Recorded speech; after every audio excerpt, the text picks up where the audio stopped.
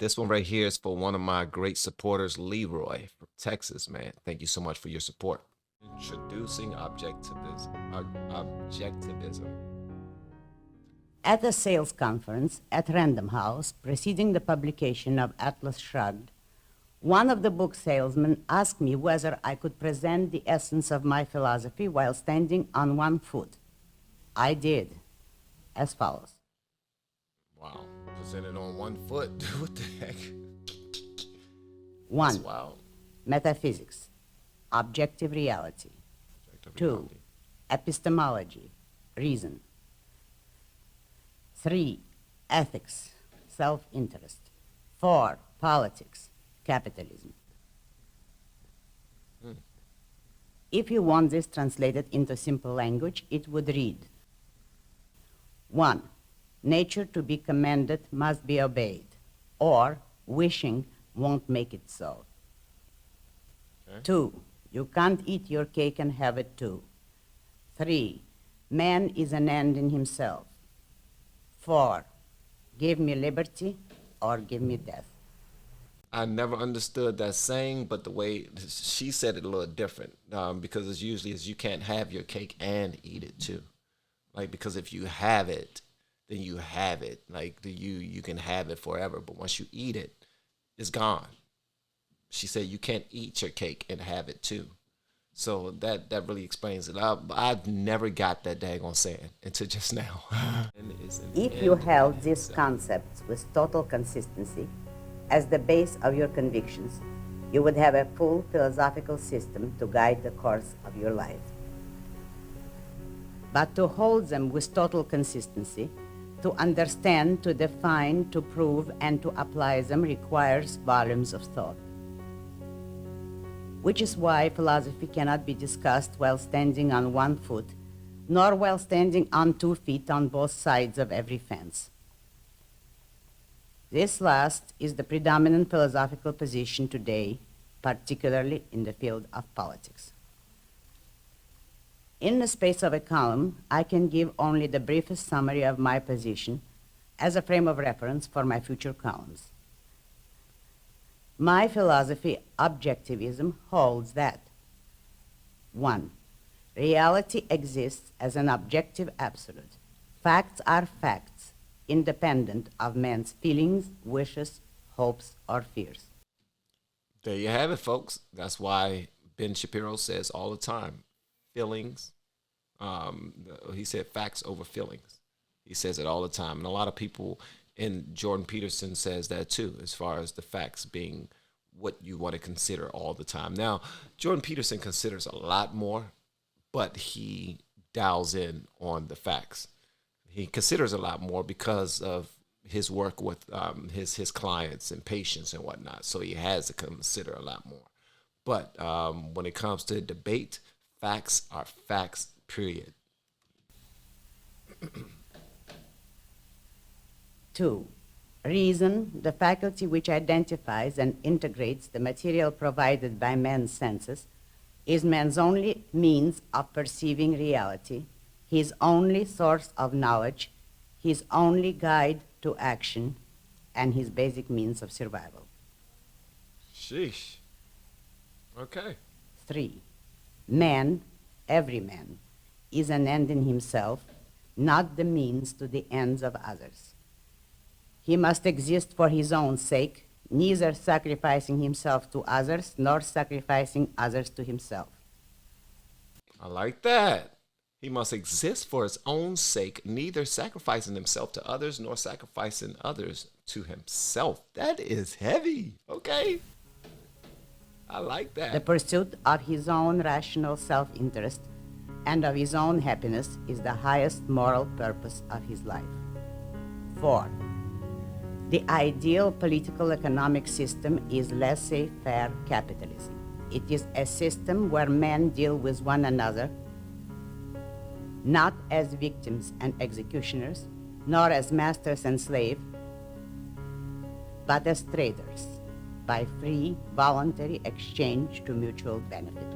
That's right. It is a system. That reminds me of Thomas Sowell. He says a lot of you're going to have to give in order to get. That's usually how it goes. Things aren't going to seem fair. It's going to always be a trade-off. Traders, free voluntary exchange to mutual benefit. Mutual benefit. You might not get the same, but you're going to get something. A free voluntary exchange to mutual benefit. It is a system where no man may obtain any values from others by resorting to physical force, and no man may initiate the use of physical force against others. Like that. The government acts only as a policeman that protects man's rights. It uses physical force only in retaliation and only against those who initiate its use, such as criminals or foreign invaders. I wish that was the case. Somebody need to teach some of these people who have the power to lock people up, shoot people, and arrest them. That their job is to protect our rights, not to be bullies and think that, oh, I got the authority to do and say whatever I want to do and say, and then next thing you know, the sugar honey iced tea hits the fan because people are abusing their power. In a system of full capitalism, there should be, but historically has not yet been, a complete separation of state and economics, in the same way and for the same reasons as the separation of state and church. Capitalism was the system originated in the United States. Its success, its progress, its achievements are unprecedented in human history. America's political philosophy was based on man's right to his own life, to his own liberty, to the pursuit of his own happiness, which means on man's right to exist for his own sake. That was America's implicit moral code, but it had not been formulated explicitly. This was the flaw in her intellectual armor, which is now destroying her. America and capitalism are perishing for lack of a moral base. The destroyer is the morality of altruism. Wow, altruism. Altruism holds that man has no right to exist for his own sake, that service to others is the only moral justification of his existence, and that self-sacrifice is his highest moral duty. Wow. Wow. And that right there sounds like people who are against capitalism. It's like you're greedy. You're supposed to give all so that someone else has something. You're focusing only on yourself. Who cares about your business ties? And yeah. Is this socialism? Is altruism the same as socialism? What's the difference? Okay, never mind. The political expression of altruism is collectivism or statism, which holds that man's life and work belong to the state, to society, to the group, the gang, the race, the nation. Wow. And that the state may dispose of him in any way it pleases for the sake of whatever it deems to be its own tribal collective. Sheesh, using everybody as toy soldiers. Way it pleases for the sake of whatever it deems to be its own tribal collective good. Wow. From her start, America was torn by the clash of her political system with the altruist morality. Capitalism and altruism are incompatible. They cannot coexist in the same man or in the same society. Today, the conflict has reached its ultimate climax. The choice is clear-cut. Either a new morality of rational self-interest, with its consequences of freedom, justice, progress, and man's happiness on earth, or the primordial morality of altruism, with its consequences of slavery, brute force, stagnant terror, and sacrificial furnaces. Wow. Sheesh.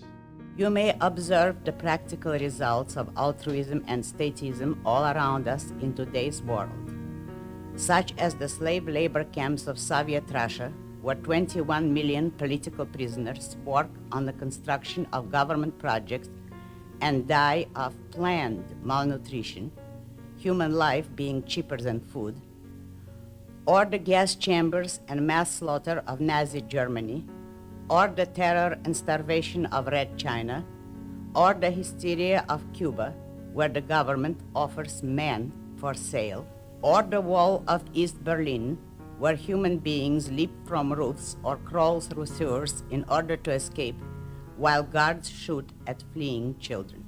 Wow. Observe these atrocities, then ask yourself whether any of it would be possible if man had not accepted the idea that man is a sacrificial animal to be immolated for the sake of the public good. Wow.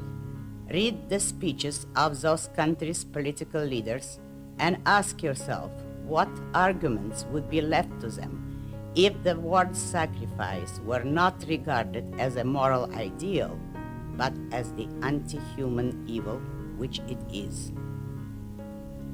And then, listen to the speeches of our present administration and ask yourself the same question. Wow. So if capitalism and altruism cannot coexist,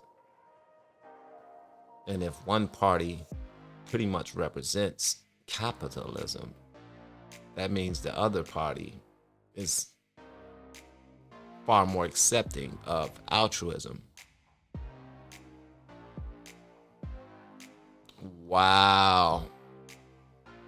Listen, y'all are here to be used as sacrifices for everyone else. Okay? So we can't make you do it as long as you have guns. So hand them bad boys over.